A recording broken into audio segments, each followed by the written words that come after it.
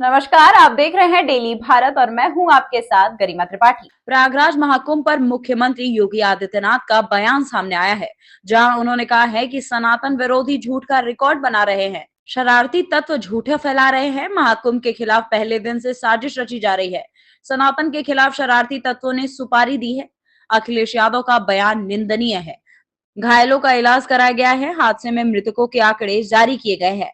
महाकुंभ में कोई परंपरा बाधित नहीं हुई है। झूठ और असत्य की कीर्तिमान गढ़े जा रहे हैं। मौनी अमावस्या पर गुमराह किए जा रहा है। कुछ देर के लिए स्नान स्थगित हुआ था। अखाड़ों से बातचीत के बाद फिर स्नान हुआ है। जहां एक और पूरा देश और पूरी दुनिया सनातन धर्म के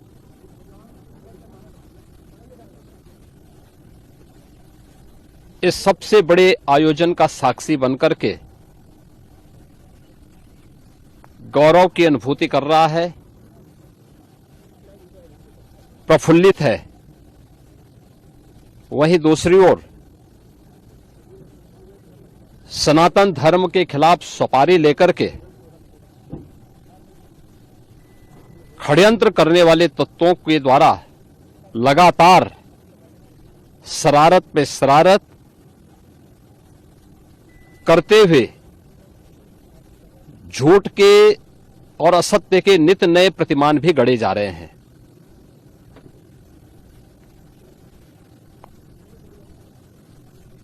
भारत के संसदीय लोकतंत्र की सबसे और सर्वोच्च संस्था देश की संसद में कांग्रेस अध्यक्ष से मल्लिकार्जुन खड़गे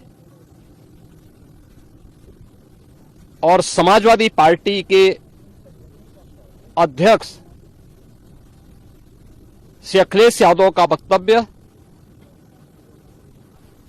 इस ओर सबका ध्यान आकर्षित करता है। ये दोनों वक्तव्य न केवल इनके सनातन धर्म विरोधी चरित्र को उजागर कराता है, बल्कि इनकी उस गिद्ध दृष्टि की ओर भी सबका ध्यान आकर्षित करता है, जो लगातार इस महाकुंभ के खिलाफ पहले दिन से दुष्प्रचार कर रहे हैं। इनका ये बयान न केवल सनातन धर्म पर प्रहार है, बल्कि निंदनीय भी है और शर्मनाक भी। कांग्रेस अध्यक्ष का यह कहना कि प्रयागराज कुंभ में मौनी अमावस्या के दिन हजारों लोग मर गए, हमें अफसोस होता है। एक इतना वरिष्ठ नेता, कांग्रेस देश की जो सबसे पुरानी पार्टी है, उसके अध्यक्ष से अपेक्षा की जाती है कि वो एक मर्यादित बयान देश की संसद में रखें, और इतना गुमराह करने वाला बयान, झूठ पे झूठ। ऐसे ही समाजवादी पार्टी के अध्यक्ष का बयान, एक प्रतिस्पर्धा दोनों दलों में है, कौन कितना सनातन विरोधी वक्तव्य दे सके।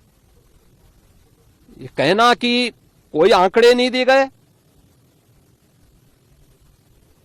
यहां से प्रशासन से जो बयान जो आंकड़े दिए गए,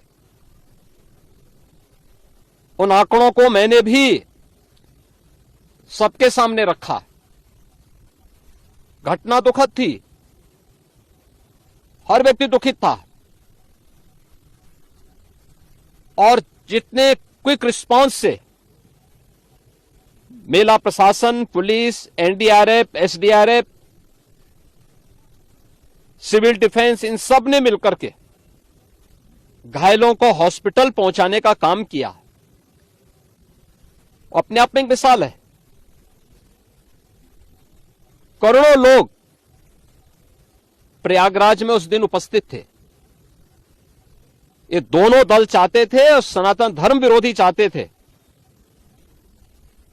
कि बड़ा हादसा हो जाए। हमारी पहली प्राथमिकता थी कि किसी भी स्थिति में इसको हम जीरो हादसे तक लेके जाएं, लेकिन दुर्भाग्यपूर्ण तरीके से एक घटना घटित हुई लेकिन जितने क्विक रिस्पांस से प्रशासन ने और सभी संबंधित संस्थाओं ने कार्य लेकर के उन्हें हॉस्पिटलाइज किया, उसमें कुछ लोग उस हादसे के शिकार हुए, वह दुखद है। उन सभी परिवारों के प्रति हम लोगों ने अपनी संवेदना भी व्यक्त की और उसके लिए कुछ आर्थिक मुआवजा भी घोषित किया। यद्यपि किसी व्यक्ति की कमी मुआवजे से नहीं हो सकती, लेकिन तब भी हम लोगों ने एक प्रयास किया, घायलों का प्रॉपर उपचार कराया। वे सभी घायल आज भी कुछ प्रयागराज मेडिकल कॉलेज में हैं, बाकी अपने परिवार के सदस्यों के साथ चले गए हैं। मैंने भी, मेरे साथ मेरे मंत्रियों ने भी, प्रशासन ने भी, प्रदेश के मुख्य सचिव ने भी, प्रदेश के डीजीपी ने भी उन सभी लोगों से मुलाकात की थी। और मैं तो देखकर बहुत चौंक था कि जो लोग प्रयागराज मेडिकल कॉलेज में भर्ती थे, जब मेरी उनसे बातचीत हो रही थी तो उनमें से सभी लोग ये कहा उनके द्वारा कहा जा रहा, साहब व्यवस्था में खामी नहीं, लेकिन हमारी किस्मत है या फिर ऐसी स्थिति पैदा हुई। और उनके सभी पहलुओं को लेकर के सरकार भी जांच करा रही है और उसके लिए एक न्यायिक कमीशन भी हमने तत्काल गठित किया है। लेकिन हमारी पहली प्राथमिकता थी कि जो ये लगभग 8 से 9 करोड़ लोग प्रयागराज में उपस्थित हैं, इन्हें सुरक्षित उनके घरों के लिए वापस भेजना। इन दोनों दलों और सनातन धर्म विरोधी उन सभी लोगों के वक्तव्य, जो लोग ये गुमराह करने वाले वक्तव्य दे रहे हैं कि लाखों लोगों ने स्नान नहीं किया, सरासर गुमराह करने वाला है। ये वक्तव्य देना कि कोई अमृत स्नान या साय स्नान नहीं हुआ, ये भी गुमराह करने वाला वक्तव्य है और सनातन धर्म की अवमानना ही नहीं, बदनाम करने की साजिश का एक हिस्सा है। कोई परंपरा बाधित नहीं हुई। मौनी अमावस्या का स्नान पहले दिन सायकाल 7:30 बजे से प्रारंभ हो गया था और अगले दिन पूरे दिन भर देर सायकाल तक मौनी अमावस्या का मुहूर्त था। स्वाभाविक रूप से अखाड़ों ने हादसे के तत्काल बाद मेला प्राधिकरण के साथ बातचीत करके अपने स्नान को स्थगित किया था कुछ देर के लिए। और फिर जब मेरी उनसे बातचीत हुई दोपहर के बाद, सभी अखाड़े और पूज्य संतजन, आचार्य महामंडलेश्वर, वे इस स्नान का हिस्सा बने और वही परंपरागत तरीके से सभी स्नान भी हुए। इस महाकुंभ में 3 अमृत स्नान थे, मकर संक्रांति, मौनी अमावस्या और बसंत पंचमी। इन तीनों में अमृत स्नान हुए जिसमें सभी अखाड़े भागीदार बने। पौष पूर्णिमा से आयोजन प्रारंभ हुआ। समाजवादी पार्टी के अध्यक्ष का यह वक्तव्य भी कि सरकार ने 100 करोड़ की घोषणा की थी, मुझे लगता है कि उनको बयान थोड़ा पढ़ना चाहिए।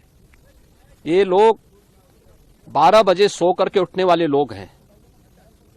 कार्यालय स्टाफ जिस प्रकार का इन्हें नोट बना करके देता है, ये उस प्रकार का वक्तव्य